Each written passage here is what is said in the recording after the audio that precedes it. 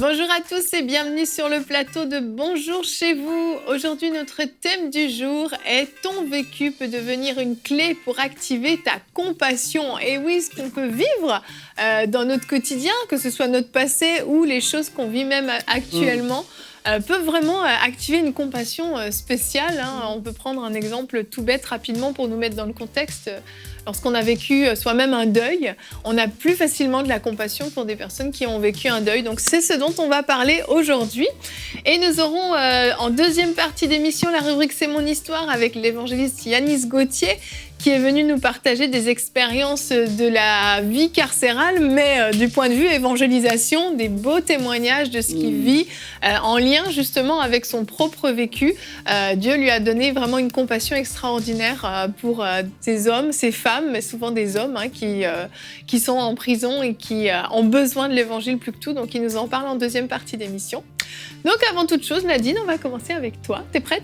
Oui. Merveilleux. Nadine, on commence avec la pensée du jour.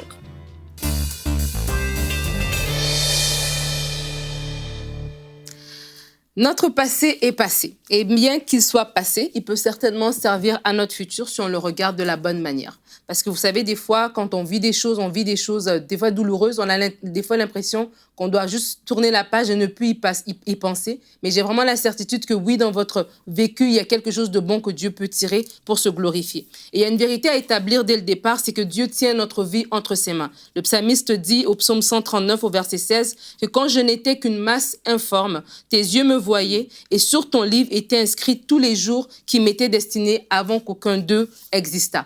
Et donc, vraiment, ça, c'est une vérité à établir. Mais dans ces jours, malheureusement, au fil des années, il y a des bons et il y a des moins bons. Et des fois, on veut oublier les moins bons, on ne veut plus y penser. Mais vraiment, je veux vous encourager, même s'il y a eu des moments douloureux, même s'il y a peut-être eu des séquelles, de laisser le Saint-Esprit revisiter ces dossiers parce que certainement, Dieu peut se glorifier au travers de ces choses.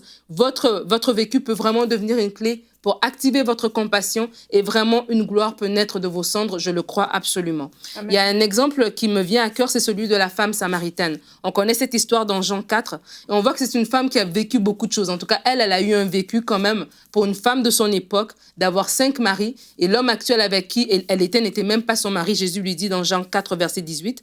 Mais dans son passé, sûrement qu'il y avait un cœur brisé, il y avait des déceptions, il y avait des échecs. Mais on voit qu'après sa rencontre avec Jésus, après que Jésus lui ait parlé, après que Jésus les restaurait, cette femme, la Bible dit au verset Jean 4, verset 28 à 29, « Alors la femme ayant laissé sa cruche, s'en alla dans la ville et dit aux gens, « Venez voir un homme qui m'a dit tout ce que j'ai fait ne serait point le Christ. » On voit que cette femme-là, elle a été restaurée, elle a été vraiment, sa vie a complètement changé à sa rencontre avec Dieu, mais elle s'est quand même servie elle n'a pas laissé son vécu l'arrêter, elle n'a pas laissé les choses avant lui dire, « Non, tu peux plus aller retourner vers ces gens-là. » Au contraire, elle est allée vers ces personnes-là. Elle avait le désir de leur partager ce que Dieu avait fait dans son cœur. Et vraiment, la restauration que vous vivez doit vous servir à aider les autres. Il y a des choses qu'on vit que seulement nous, qui nous donnent de la crédibilité. Une femme qui a eu 5 maris, qui a eu des échecs, elle a cette crédibilité pour parler à une autre femme qui passe par un divorce. Elle a cette crédibilité pour parler à une jeune fille parce que dans son vécu, Dieu lui a donné des pépites, Dieu lui a donné des leçons qu'elle peut parler à quelqu'un d'autre. Donc, votre vécu doit vous donner la compassion parce que quand vous parlez d'un chemin par lequel vous êtes passé. Mais vous ne parlez pas à partir de vos expériences personnelles, mais parce que Dieu vous a restauré, parce que Dieu a vraiment mis un nouveau cœur, un nouveau regard sur ces choses-là, ça vous permet d'en parler d'une autre manière. Un autre exemple, je vais donner mon exemple personnel. Je vous ai déjà raconté plusieurs fois que j'ai perdu mon père, mais avant cela, la mort, le deuil, c'était pas vraiment un truc qui m'intéressait ou qui m'interpellait, bien que j'étais bien au courant que ça existe. Mais le fait de l'avoir vécu et d'avoir été guéri de cela m'a permis d'avoir une compassion, m'a permis quand j'entends quelqu'un qui a perdu son père ou sa mère, ça me touche profondément. Et ça, c'est vraiment important de vouloir de vouloir regarder dans son passé pour trouver vraiment des clés pour aller de l'avant. Et juste pour terminer, j'aimerais juste vous dire, dans Luc 8, au verset 38, on parle de Jésus qui rencontre ce fou de Gadara et lui dit « Retourne dans ta maison et raconte tout ce que Dieu a fait pour toi. » Et j'aimerais vous dire vraiment de regarder à votre passé, de regarder à ce que Dieu a fait dans votre vie et ne pas laisser ça juste rester derrière. Dieu peut se glorifier. Il dit dans le psaume 115, au verset 11, la Bible dit « Non pas à nous, Éternel, non pas à nous, mais à ton nom donne gloire. » Et je vous invite, si vous pleurez sur votre passé, si vous pleurez sur votre vécu, si vous pensez que vos échecs vous font honte, de vraiment venir devant Dieu et dire « Seigneur, tu peux te glorifier.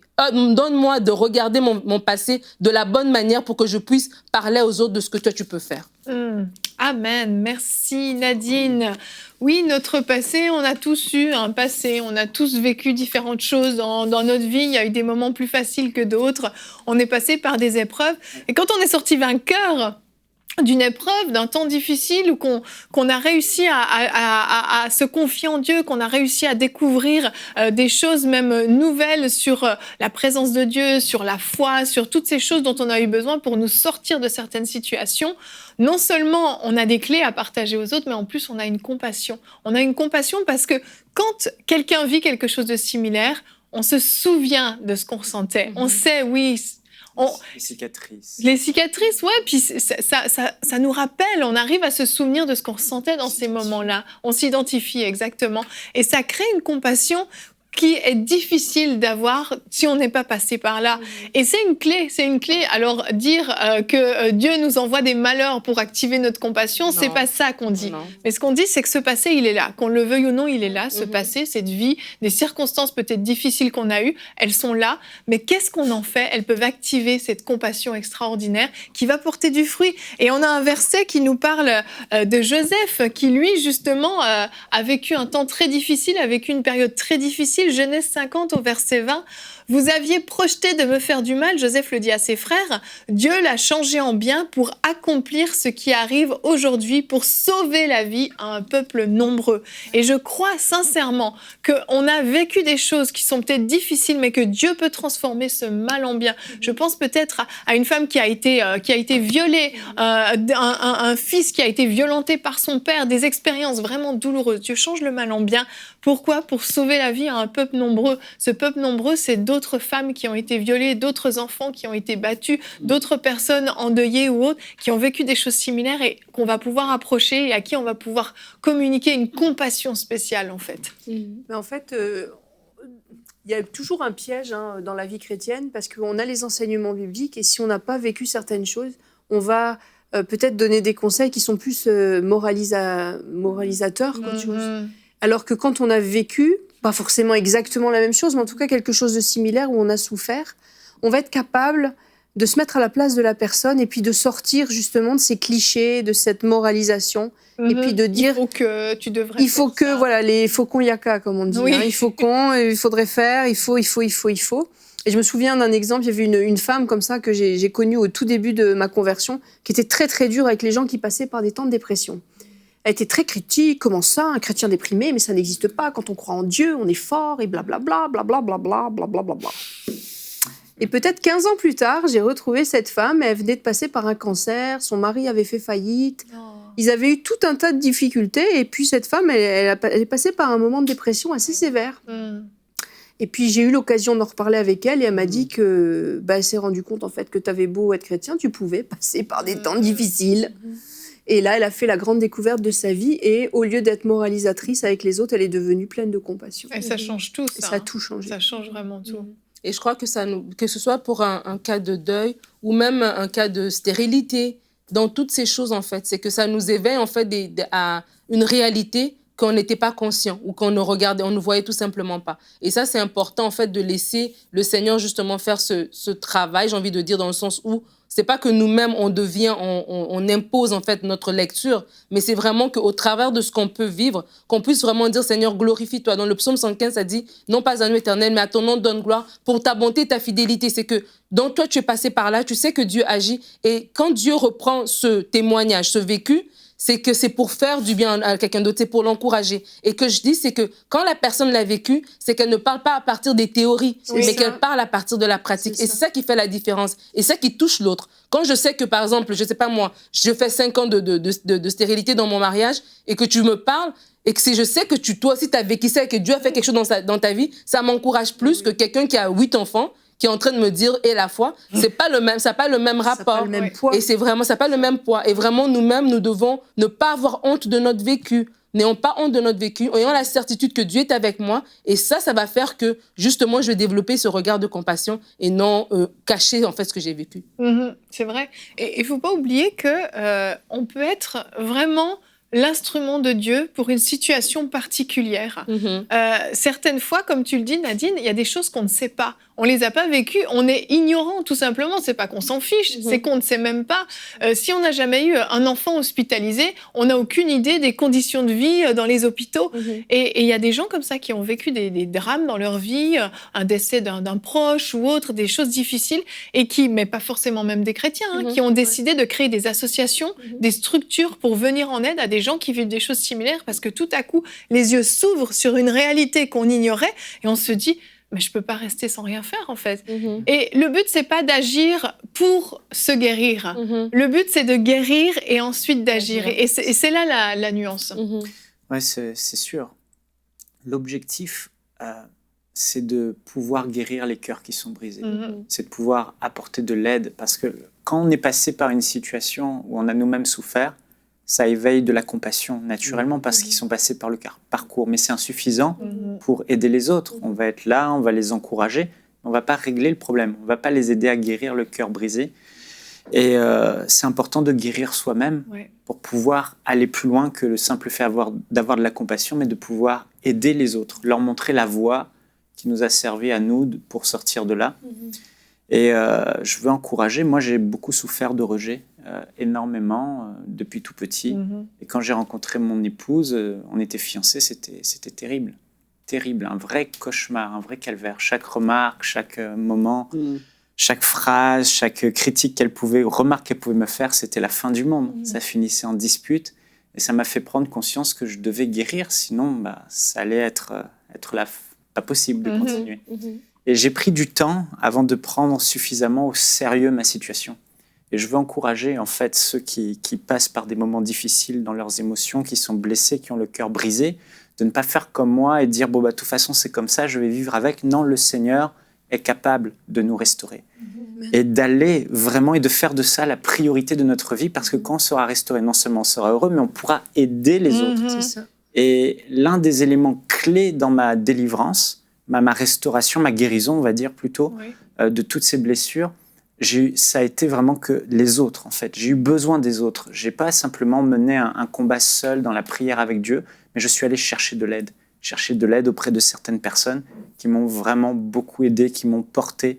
Et je veux encourager les personnes qui ont le cœur brisé, blessé, qui réagissent, qui ont du mal, à faire de la guérison la priorité et d'aller chercher de l'aide. Si vous n'en sortez pas, allez voir le pasteur, allez voir les frères. Là où 2 ou 3 sont assemblés ensemble, il se passe quelque chose quand on demande au Seigneur Jésus, mais n'essayez pas de régler votre problème tout seul. Alors c'est un petit conseil, mais voilà, mettez à la lumière les choses cachées et faites-vous aider. Qu'est-ce qui est encore plus, pas encore plus, mais qu'est-ce qui est extraordinaire, c'est en fait de comprendre que Dieu, lui, est rempli de compassion pour nous. Et il l'a démontré au travers de Jésus. Et à tel point qu'il nous aimait chacun de nous, qu'il a envoyé Jésus mourir sur cette croix. Et quand les personnes qui écoutent cette émission, ils passent, moi je vous le dis, on ne peut même pas imaginer la quantité de gens qui suivent cette émission et ce qu'ils vivent en ce moment. Tu ne peux pas le compter. Non. Et puis chacun de nous, on a des défis aussi. Mais qu'est-ce qui est extraordinaire, c'est de dire, mais Dieu a eu compassion de moi un jour quand il a envoyé Jésus sur la terre, démontrer son cœur, mourir sur cette croix afin que nous, on puisse être pardonnés, guéris, restaurés et apporter à notre position dans laquelle il voulait vraiment nous voir fils et filles de Dieu. Et ça, moi, c'est la compassion de Dieu est là pour chacun de nous. Jésus, ça dit qu'il a été tenté en toutes choses, sans jamais chuter en rien. Et c'est pour ça il peut avoir compassion de nous. C'est parce qu'il a été tenté en toutes choses. Et il sait ce par quoi on traverse. Et c'est ça qui est extraordinaire. Dieu, c'est le maximum de la compassion. C'est extraordinaire. Amen. On va découvrir maintenant le témoignage de Yanis Gauthier dans la rubrique « C'est mon histoire ».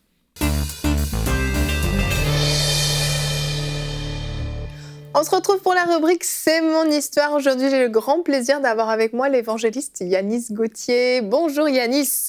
Bonjour Yveline. Ça va bien aujourd'hui? Ça va très fort. Yes. Je suis toujours très contente de te recevoir sur ce plateau, particulièrement dans la rubrique C'est mon histoire, parce que tu as de formidables histoires à raconter toujours. Tu es un peu une boîte à histoires, toi, en fait. Je pense qu'on pourrait faire 50 tournages avec toi. Mais aujourd'hui, tu viens nous parler de ton ministère, en fait, au niveau des prisons, dans le milieu carcéral, parce que tu portes beaucoup de fruits là-bas, tu te déplaces très très souvent pour voir des prisonniers dans plein de régions du monde, des prisons plus ou moins faciles, bien qu'une prison n'est jamais facile, mais tu es allé dans des prisons où les conditions de vie étaient vraiment très très difficiles, et tu viens nous raconter un peu cette histoire, mais pour rappeler ceux qui n'auraient pas connu ton passé, avant de venir au Seigneur, tu as toi-même fréquenté de très près le milieu carcéral, puisque tu as malheureusement été emprisonné plusieurs fois, à plusieurs reprises. Et c'est là, d'ailleurs, entre ces 4 murs de la prison, que tu as connu le Seigneur au travers de ton épouse Manu, qui est venue te parler de Jésus-Christ au parloir. Et Yanis, est-ce que c'est pour ça que tu as décidé de retourner dans les prisons? Parce que tu es parti des prisons, tu as pu enfin quitter le milieu carcéral et tu y retournes. C'est un peu bizarre quand même. Pourquoi y retourner? En général, quand on va en prison, on n'a pas envie d'y retourner. Non, normalement pas. Hein. C'est pas l'hôtel 4 étoiles. Hein. Non, c'est vraiment pas un endroit agréable. Il y a beaucoup de souffrance, beaucoup de misère, beaucoup de détresse humaine. Les gens se tuent, s'entretuent, se suicident. C'est vraiment pas un endroit où j'avais envie de revenir. J'imagine. Et vraiment, le fait de retourner en prison, en fait, n'était pas lié à ce que moi j'avais vécu. Ça a commencé à venir dans ma vie, à devenir vraiment probant, pressant même, le jour où j'ai enterré mon frère. Parce que quand je portais mon frère, j'ai porté le cercueil de mon frère, avec 30 ans, et quand je marchais sur le petit chemin de terre pour le mettre en terre, j'ai eu un flash sur sa vie. Et en fait, sa vie se résume au mot prison. Mon frère a connu plus de 19 fois la prison. 19, 17 fois, enfin, on les compte plus. Et j'ai vu les effets de la prison sur sa vie. Mon frère est devenu polytoxicomane, beaucoup de détresse, beaucoup de souffrance. Et à chaque fois qu'il sortait de prison, c'est comme si il perdait un peu de lui-même, perdait un peu de vie. Je ne sais pas si c'est compréhensible, mais oui. Il devenait de plus en plus l'ombre de lui-même. Et quand j'ai enterré mon frère et je suis sorti du cimetière, il y a juste une vérité qui est descendue sur mon cœur. Je me suis dit, tu vois, Yanis, la seule différence, mais vraiment, entre ton frère et toi, se résume à un choix, une décision. Toi, tu étais dans ta cellule, en train de mourir, en train d'agoniser, tu n'étais plus rien, juste un matricule. Et Dieu est venu frapper à la porte de ton cœur et t'a demandé si tu voulais vivre. Et tu as saisi sa main. Résultat, aujourd'hui, tu es là. Et ton frère qui est mort quand même avec une Bible dans la poche, sans avoir donné sa vie à Jésus, lui, il est parti sans Dieu. Aïe. Et non pas que je sois le sauveur de l'humanité, mais j'ai vraiment senti Dieu m'appeler, m'interpeller et me dire, Yanis, aujourd'hui, je veux t'utiliser pour aller apporter la lumière dans les prisons. Et je me suis laissé faire par Dieu. Bien sûr, aujourd'hui, quand je vais en prison, on ne va pas dire j'ai été fait pour ça, j'ai été fabriqué par Dieu pour aller en prison, mais forcément, il y a un écho dans les cœurs, j'ai une compassion pour les détenus que peut-être d'autres n'ont pas, parce que quand on parle de prison, pour les gens qui nous regardent, peut-être que c'est un univers totalement inconnu. On peut être en prison, il peut y avoir une prison au milieu d'une ville, mais les gens qui habitent la ville ne savent pas ce qui se passe dans une prison. C'est vrai. Pourtant, il y a tellement de souffrances, tellement de choses. Quand je vais aujourd'hui dans mes actions d'évangélisation dans les prisons, et je vois des jeunes qui 16 ans, il y a des cellules anti-suicide. Les jeunes se pendent avec leurs draps. Avec leurs draps, ils se donnent la mort. Et on ne peut pas rester insensible, impuissant, parce que je me dis, la dernière fois, j'étais dans une prison, il y avait des jeunes dans leur cellule, accrochés au barreau, ils étaient des jeunes. Et moi, qui suis père aujourd'hui, je me suis dit, mais j'espère que les parents ne verront jamais leur enfant comme ça, parce que c'est destructeur. Et il se trouve que je me suis rendu dans une prison où mon frère a été régulièrement, il n'y a pas longtemps, et j'étais sur le parking. Et en fait, ça m'a rappelé que finalement, je regardais autour de moi les gens qui étaient, les parents, les familles qui étaient dans la voiture attendant l'heure du parloir. Et je me suis dit, ça n'a pas changé. Je pouvais ressentir la souffrance et la tristesse des familles à cause d'une incarcération. La tristesse des enfants qui parfois ont un papa qui est incarcéré. La tristesse d'une maman qui parfois a un enfant qui est incarcéré. Bref,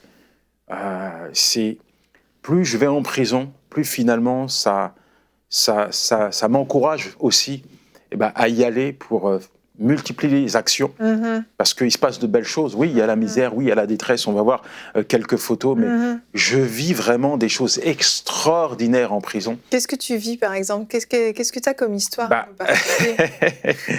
Dernièrement, j'étais dans un pays africain, au Congo, et 3000 détenus s'étaient réunis dans la cour pour entendre le message de l'Évangile. Et à l'appel, c'est des milliers de détenus qui ont donné leur vie à Jésus. Gloire à Et Dieu. je me disais, waouh, je vois le royaume de Dieu, je vois la lumière de Dieu descendre dans ces ténèbres, ces gens qui étaient complètement démunis, laissés pour compte, lever la main vers Dieu, pleurer devant Dieu. Je me disais, waouh, Seigneur, tu es puissant, tu es vivant. J'ai des détenus qui m'appellent quand ils sortent de prison. Si demain tu viens à la maison, je vais te montrer une pile de lettres que j'ai de détenus à travers du projet Un livre, un détenu, où on distribue le livre. Oui. Il y a un impact extraordinaire. Les gens lisent le livre dans leur cellule, me disent, Yanis, merci d'avoir osé mettre ta vie sur papier. Oui. Je sais que je vais peut-être pas retrouver la liberté maintenant, mais en tout cas, j'ai donné ma vie à Jésus. Wow. J'ai J'ai des parents qui me contactent pour me dire merci, mon fils a reçu votre livre, il a changé, sa vie est transformée. J'anime des ateliers chez les mineurs où je les amène à écrire leurs témoignages, à mettre leur vie sur papier pour qu'ils puissent réaliser les mauvais choix qu'ils ont faits, mais aussi prendre les bonnes décisions. Dernièrement encore, dans d'autres pays, on a pu distribuer mon livre à des milliers de détenus. Et quand j'arrive après une distribution pour faire une action d'évangélisation, je vois les détenus avec le livre, prêts à entendre vraiment le message de l'évangile. Et je leur dis, vous savez, moi, un jour j'étais comme vous, j'étais assis là sur une chaise. Et quand j'entendais le prédicateur, je me disais, je pensais qu'il avait perdu la raison. Il me parlait de paix, il me parlait de joie, il me parlait d'amour, d'espérance. Je me disais, mais il ne réalise pas ce que je vis. Moi, je suis en prison, je suis au creux de la vague, il n'y a plus d'espoir. Pourquoi il me parle d'amour? C'est un menteur, ce gars-là. Et je leur dis, vous savez, ce pasteur-là, il avait raison. Ouais, donner sa vie à Jésus est synonyme d'amour, de changement, d'espérance. Dieu peut transformer votre vie. Et je leur montre ce que Dieu a fait dans ma vie. Moi qui suis papa, Dieu m'a recyclé. Et s'il a fait pour moi, il peut le faire pour vous. Je vais parler à des mineurs, parfois qui sont en situation d'échec. Et je leur dis, vous savez, l'échec, c'est un résultat. C'est pas parce que vous êtes en prison que vous êtes un échec, que vous êtes une erreur. Oui, vous avez fait une erreur, c'est pour ça que vous êtes en prison. Mais aujourd'hui, vous pouvez prendre une décision, celle de confier votre vie à Jésus. Votre avenir n'est pas derrière ces murs. Amen. Vous n'avez pas été placé sur la terre pour vivre derrière ces murs. Et je vois de belles choses se passer dans les prisons. Amen. Et on ne peut pas oublier les détenus. J'ai été en prison, vous m'avez visité. Oui, c'est vrai, Jésus l'a dit.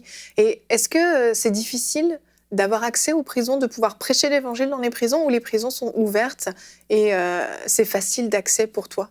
C'est jamais facile d'accès, que ce soit par l'administration, que ce soit parfois par des groupes qui sont contre l'évangile. Donc des fois, il y a des menaces à l'intérieur, des fois, il y a des fermetures à l'extérieur, mais on peut dire aussi que les aumôniers font un travail extraordinaire. C'est les aumôniers, les ambassadeurs. Et il serait aussi bien de les soutenir dans leurs actions, ces aumôniers qui parfois n'ont pas de salaire, mais qui livrent leur vie en sacrifice pour être au service des détenus. Souvent, je vois dans certains pays où il y a un aumônier pour 700 détenus. même pas de Bible à donner aux détenus, il y a rien, quoi. Il faut aider ces gens, il faut un travail extraordinaire qui me facilite vraiment la tâche.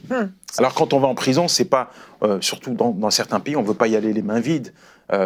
Distribution de produits de première nécessité, distribution de livres, de littérature. On veut vraiment avoir un impact, pas simplement en mots, mais en action aussi. Ouais.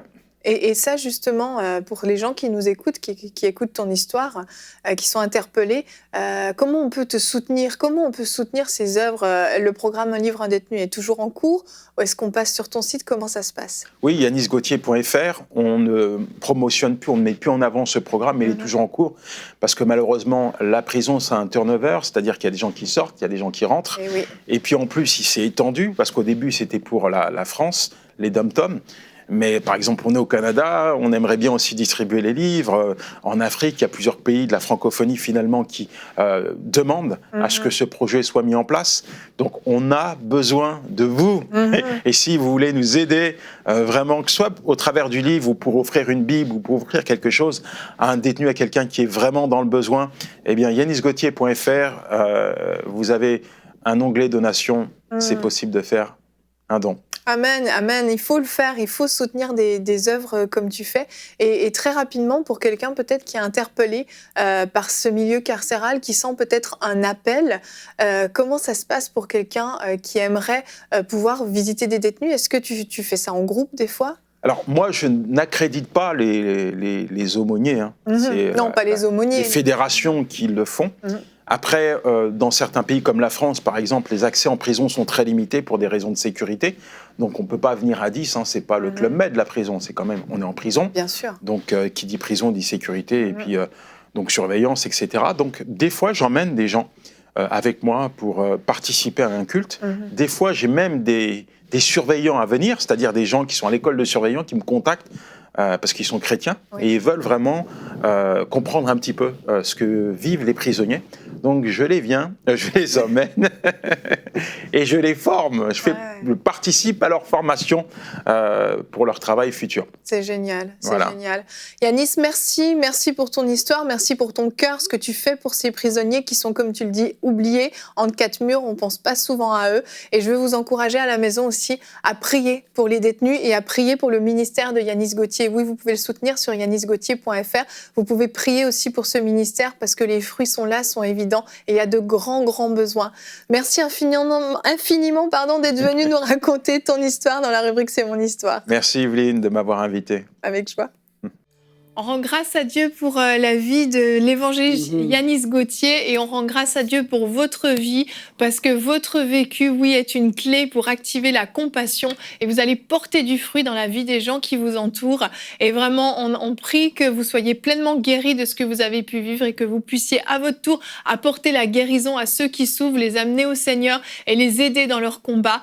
Merci à vous tous de nous avoir suivis. Je vous souhaite un merveilleux week-end dans la présence de Dieu et on se retrouve la semaine prochaine pour de nouvelles émissions de Bonjour chez vous.